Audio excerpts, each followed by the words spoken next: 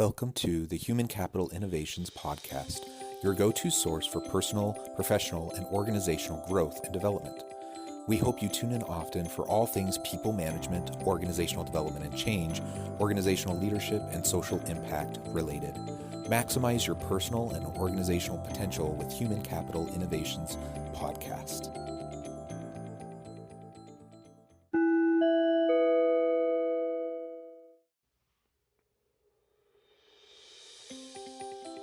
Welcome to the Human Capital Innovations Podcast.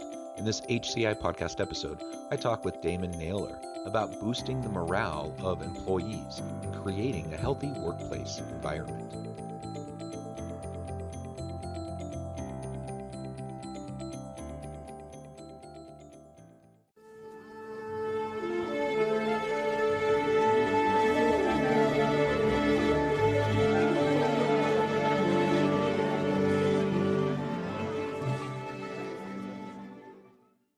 Damon Naylor, welcome to the Human Capital Innovations Podcast.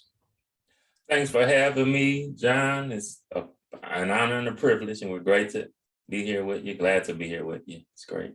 Thank you. It's great to be with you too. I'm super excited to have a conversation on a topic that I love. We've talked about this topic on the podcast before in a variety of different contexts. Today, we're going to be focusing on boosting the morale of employees and creating a healthy workplace environment. And I think you bring a unique perspective to this conversation. So I'm super excited to have that dialogue with you today. As we get started, I wanted to share Damon's bio with everybody.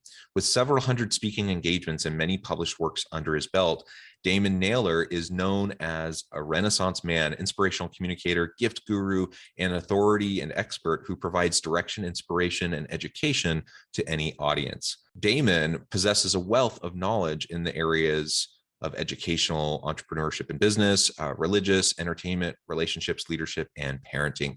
Currently, he serves as a consultant, leadership trainer, motivational speaker, author, and educator. As a result of his experience and expertise, he has been featured over 200 times in various media outlets, including the Huffington Post, Reader's Digest, Thrive Global, Goalcast, MSN, Yahoo Finance, Redbook, Insider, podcasts, radio, TV shows, magazines, newspapers, and many more. So much wonderful work that you do. I love your background. Anything else you want to share with listeners by way of your background or personal context before we really dive on into the conversation? It's just on a personal front, I'm a husband and father, but yes, everything else summarizes me. But yes. Yeah, very good. Very good. Okay, so you're joining us from Louisiana. I'm in Utah. Yes. We're just chatting pre-interview. You know, neither of us have been to each other's states, and so we're. You know, it's fun to connect with people in areas that you haven't been before. So that's wonderful. And as I look at your kind of Renaissance man background, I love that. I think there's a great need in the world today to have people. We need experts that you know are an inch wide, mile deep, but we need people that also are connectors, people that can kind of see holistically the big picture. And that's kind of how I read that when you describe yourself as a Renaissance man, that you're someone that can bring people together. You're a connector. You're someone that can talk to important ideas and issues that are facing most people and most organizations to help people drive success. And so I think that is very much needed in our world today that's hyper contentious, and there's just seems to be wedges everywhere, and people have a really hard time just talking and getting their heads wrapped around important and challenging issues, and whether we're talking about our communities, society as a whole, or within our organizations. Yes, and I totally agree. As you're stating, there is a need for mediators, advocates, those who stand in the gap. But I know with my experience as well, as you're stating, just wearing the hats of CEO, basically a manager, coach, and then an employee, wearing all three hats simultaneously, it helps me to see all of the different perspectives. And that's what you brought out, having that broad vision, that comprehensive vision. And when you're able to see from those different perspectives, you also understand the mind frame of each perspective. And that's what gives me an advantage to being able to unite the different people in the different arenas and also positions at work. being able to know how everyone sees and thinks. It's a great advantage. Yeah. I think absolutely. So let's, and I suppose that gets a little bit into my first question, which is, really, what do you see as some of those key characteristics, the essential elements that a good leader should possess as we're trying to navigate an increasingly complex, messy, nuanced world? And well, the first one I just kind of touched up on, but I'll elaborate more, is just that visionary, having that broad vision. And what I always teach is with vision comes three forms of sight. First is foresight, which is the ability to see ahead and also to have that wide view, that widened perspective. And as a leader, we have to see things before anybody else does. If you're always seeing things at the same rate as everyone else, it's going to be hard to lead, but you have to have some foreknowledge of what's to come and be able to plan and adjust accordingly. Then the next form of sight is insight, which is the ability to see beneath the surface, to be able to discern, to detect, to see gifts and talents, to see weaknesses and shortcomings, and being able to navigate and deal with people accordingly after knowing and having that insight, because everything won't be on the surface. And as a leader, you have to be able to see and understand and know what's going on beneath the surface, knowing the undercurrent. And then lastly is the oversight, which is the ability to manage and supervise. And what I found, the more foresight and insight a person has, especially as a leader, the better he or she will be able to have the oversight and be able to manage people, because they can see ahead and they can see beneath the surface. So I would say that was one of the greatest traits, but also being flexible, as you stated, in the time we're living in. I think that's something that people aren't willing to do, is be flexible. Everyone is just, they're staunch supporters of their ideas and concepts, and they kind of cut off everybody else and, shun everyone else. But when you're flexible, you're kind of open, even though you may not agree, just having the open mind to be able to receive, and if not agree, just have the open mind to receive it and understand it at the least. And I would say good communication skills, being able to articulate and share your vision, to express yourself and to hear others, because communication, of course, is sending and receiving. I think that's one of the shortest, or one of the major drawbacks, is listening. I find lots of people in leadership positions don't like to listen, like to shut down and shut off any ideas that are contrary to theirs, or that kind of sends them in a direction they feel they don't want to go in. And so being able to listen with your ear for content and information and ideas, but then listen with your heart, to be able to listen to the heart of the people. What are they really trying to say, or what are they really feeling?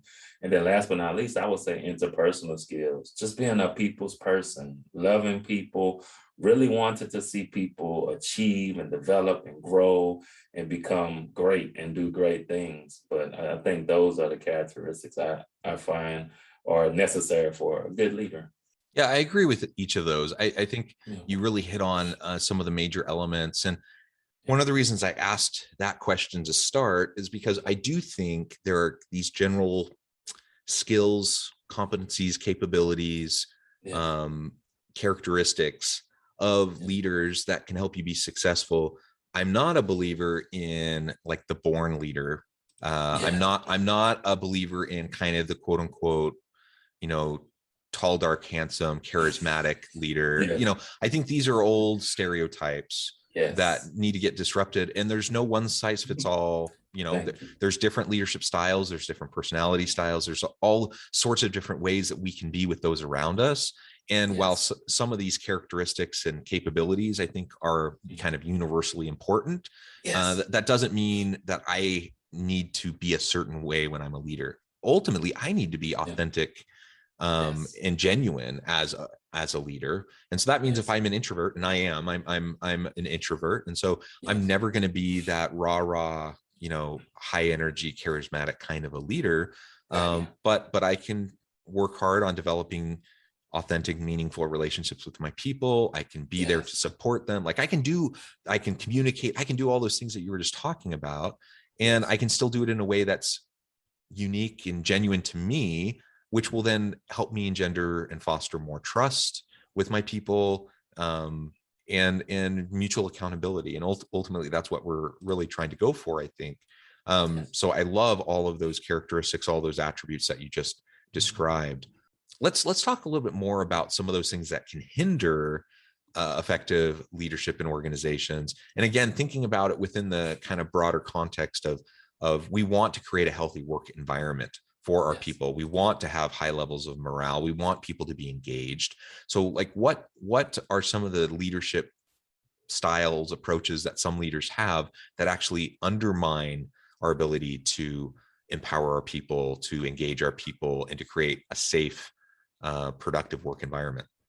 Well, two things come to mind for me. The first is pride. And with pride comes all kinds of issues, being proudful as the leader, which is they're inflexible, they don't like to listen, and really are defensive when it comes to constructive criticism or, just somebody opposing them. They really take up that defensive posture. And I think that really harms organizations. It's very, very detrimental when a leader has that. And it's just excessive. Whereas, it's my way or the highway, and just everything has to come through me. And they have to, oftentimes they micromanage because they want their hands in everything.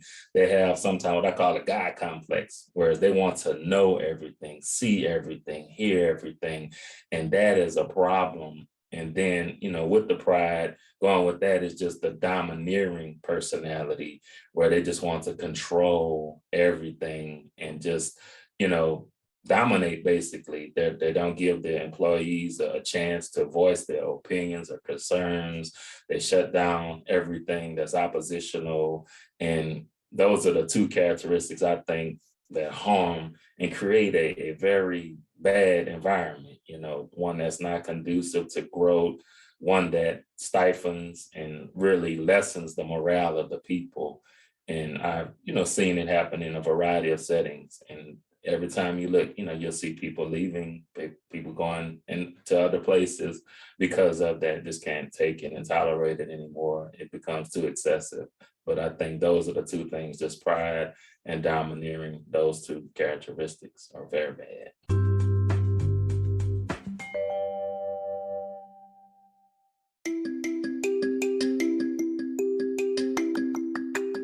I'm excited to announce the publication of my new book from HCI Press, Bluer Than Indigo Leadership: The Journey of Becoming a Truly Remarkable Leader. Early in my adult life, I learned about an Asian proverb that translates as bluer than indigo. If you think about the color indigo, it is a brilliant, deep, and vibrant blue, what some would call the bluest of blues. To have something that is bluer than indigo is rare and truly remarkable. Contrary to popular myth, there is no one-size-fits-all or cookie-cutter approach to effective leadership. There's no silver bullet, no secret sauce, no go-to model that will solve all of our problems. The truth is, great leaders have all had their unique strengths and flaws, and have all had to discover and then pave their own distinctive path in their life's journey to fulfill their leadership potential. Bluer Than Indigo Leadership will help you discover your own path and explore those ordinary, everyday actions that will help you respond to an uncertain future and produce extraordinary results for individuals, teams, and organizations.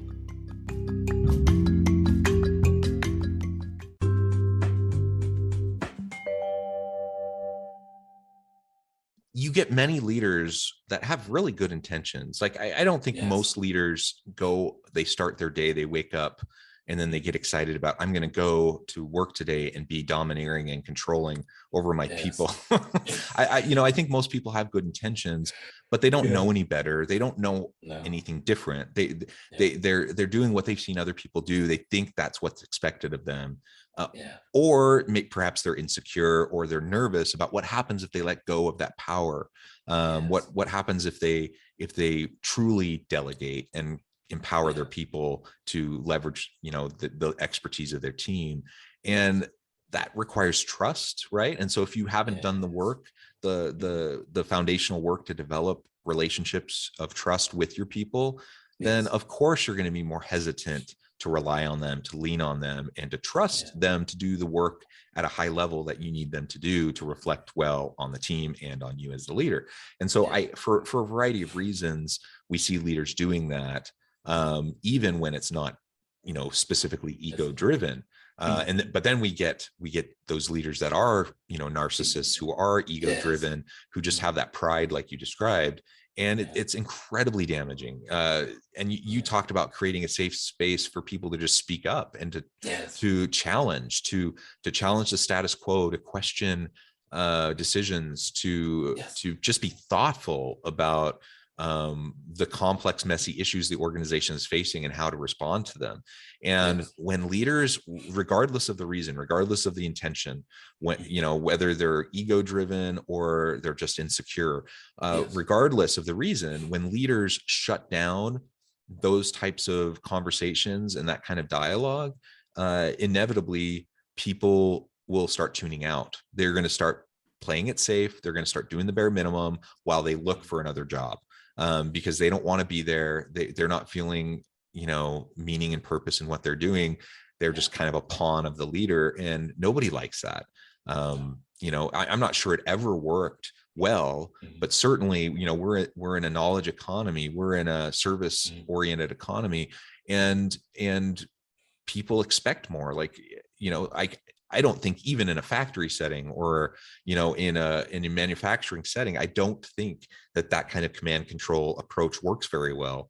But especially not, when we're talking about people who need to exercise, creative decision-making and innovate in their space, and you're going to just squelch any initiative anyone has when you start shutting people down. Or taking credit for their ideas or whatever, the many kind of dysfunctional, unhealthy ways that some of this manifests itself within many organizations. Oh, yeah. And I think, like you're saying, in the past, when it was just maybe factory workers, they had less options, or I believe they felt as though they had less options. And today people won't stand for it because they have more options. Like you said, they say, okay, you're acting like that here. Let me just go online, update my resume, send it out, and apply for a job somewhere else with a better environment. But yes, as you stated, it never really did work. It's just, and it can work, or it does work, where people feel as though they have limited options.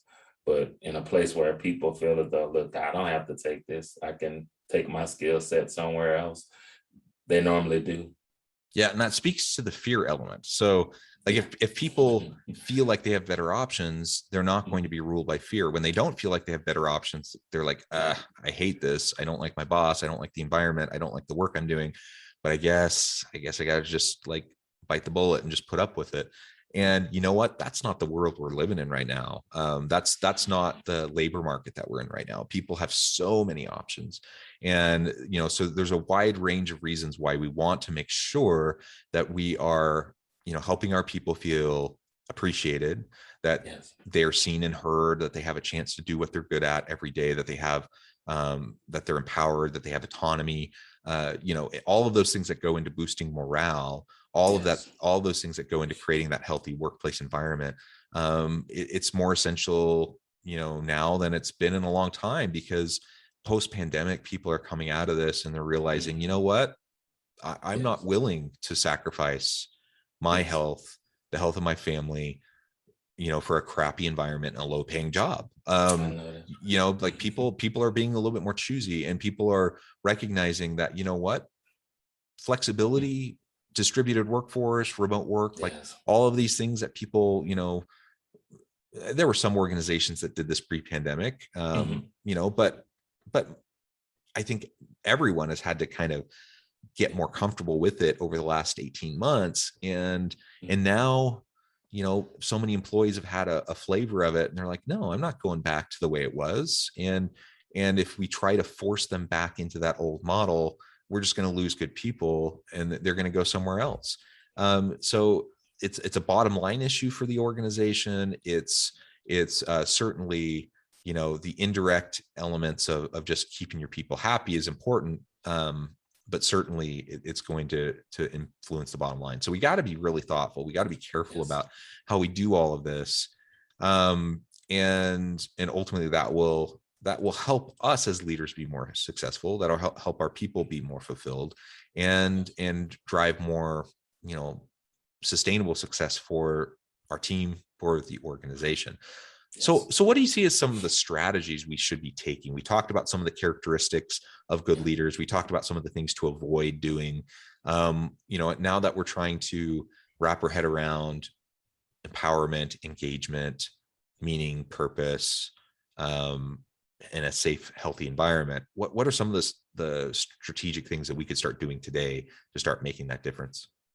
Well, I would say one of the first things, if the company doesn't have it, make sure to create one, a system where they recognize their employees, some type of system. And I know what we've done, and as a matter of fact, it was an idea that my group and I had come up with.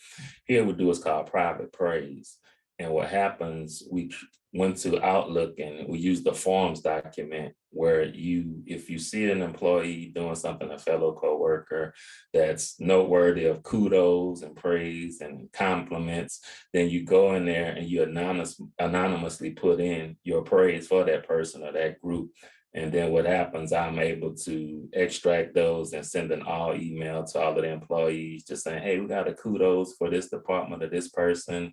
Somebody's observed you doing great work, someone seeing your dedication and your enthusiasm or whatever, just some form of recognition. And then like each quarter, we'll pick the top, well, we'll do a drawing and we'll pick the top 3 names out of that. And they get another, an additional reward. But just that verbal praise, that recognition. I know in the old days, you had the employee of the month or whatever. Hey, if you have that, that's fine as well. But we just felt with the private praise, it makes it just open to everybody and it's not limited to just one person per month. So I say that's the first thing. You don't have to use that, but just find some form of strategy to recognize employees, because that by itself is going to boost their self-esteem. Because we found that, oftentimes employees feel when they get an email, they get called in the office, it's always for something negative and something bad. It's always for constructive criticism, but they wanted to hear something, an email that's saying, hey, you're doing great, you're awesome, you're wonderful, we appreciate you. And as you were talking about earlier, we value you. And that's what they wanted to hear. And that's why we created that. Another system or an idea is, I know you have your actual, what you call scribe leaders who have the actual positions, but also creating achieve leaders or people who don't have the actual position but are recognized leaders, and allow them to be a part of your leadership team and meetings and having some type of input and say so concerning the environment and the culture of the workplace. That really makes a difference as well. And then I think one thing too, incorporating like a constructive way of employees being able to voice their concerns and to do it anonymously. Now, sometimes it could lead into a lot of venting. If it does that, you have to change it. But, just valid concerns or things that they might want to share concerning the organization or what's going on that may need to be addressed. So those are just, several ways that you can change and help to address the morale of the people and boost it. Because with the feedback, I think also once the feedback is given, making sure to make changes and modify things according to what you've given. Because when people see that they're being heard, you're going to get more out of them as well. But if people constantly are complaining or saying they're concerned about this and that, and nothing's getting done, that really hinders the morale. And like you said, it makes people just shut down, get silent, and just go through the motion.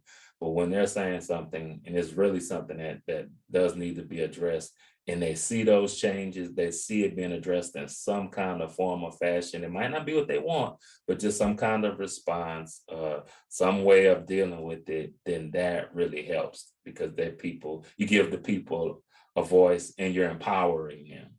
I love those ideas. I think those are great tips. I think this isn't rocket science. Like if we just start doing some of these basic, simple things and doing them consistently over time, Yes. we can start them right now. Yes. And you can start to develop goodwill with your people. You can start Yes. to develop your relationships. You can start to develop that trust. And it just takes a little bit of effort consistently over time, and it'll reap really great dividends in the long run. And so let's not allow ourselves to keep procrastinating and putting off these types of things. I don't think there's anything either of us have said today that's completely unique that someone probably hasn't heard before, right? So we hear it again and again and again, yet we come up with excuses, why we don't do it. And I get it. Leaders are busy, managers are busy. You have a lot of things on your plate. This has to be a priority though. This has to be something, and it doesn't take 10 hours a day. We're talking stuff that you can do minimal amounts of time a day, just consistently. It makes that big difference. Well, Damon, it has just been a real pleasure talking with you today. I note the time and it has flown by. I want to be respectful of your time. Before we close today, though, I wanted to give you a chance to share with listeners how they can get connected with you, find out more about your work, and then give us the final word on the topic for today.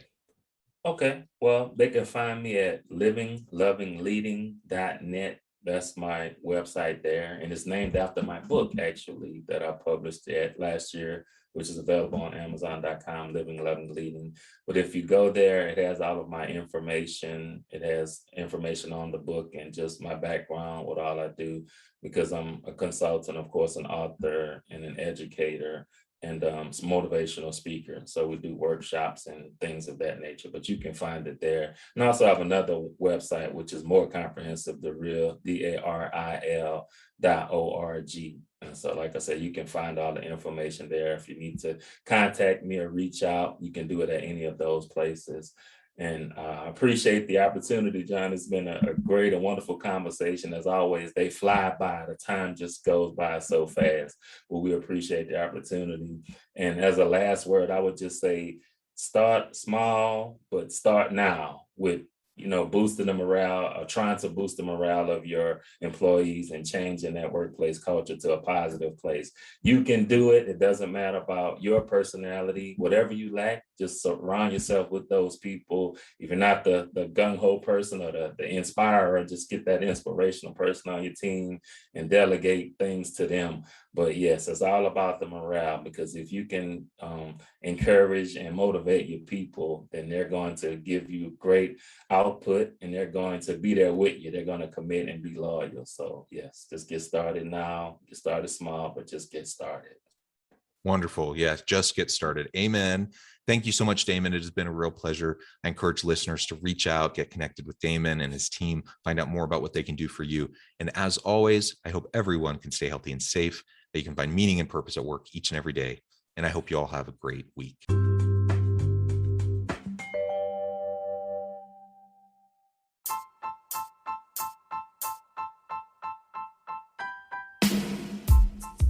The alchemy of truly remarkable leadership. Ordinary, everyday actions that produce extraordinary results. Consider how the nature of work has shifted over the past 50 years. With increased globalization, rapid technological advancement, and the shift in economic composition, the average job of today looks very different than the average job of 50 years ago. What will the jobs and organizations of tomorrow look like? Moreover, what does this all mean for organizational leaders? What are the core competencies and capabilities of organizations and their leadership that are prepared for continued disruption and geopolitical and socioeconomic shifts? Regardless of what the future holds, increasingly, leaders need to be socially minded, data-driven, decisive, champions of talent, and disruptors of the traditional notions of leadership, teams, organizations, and work. The alchemy of truly remarkable leadership will help you to explore your own leadership competencies and capabilities and consider ways to apply and implement them into your workplace and personal life.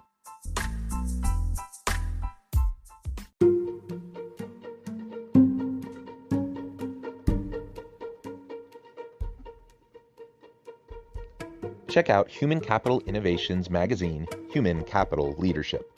Human Capital Leadership is a free, interactive e-magazine with the mission to help individuals, leaders, and organizations find innovative approaches to maximize their human capital potential. We publish issues quarterly in August, November, February, and May. Take a look at the latest issue and let us know what you think.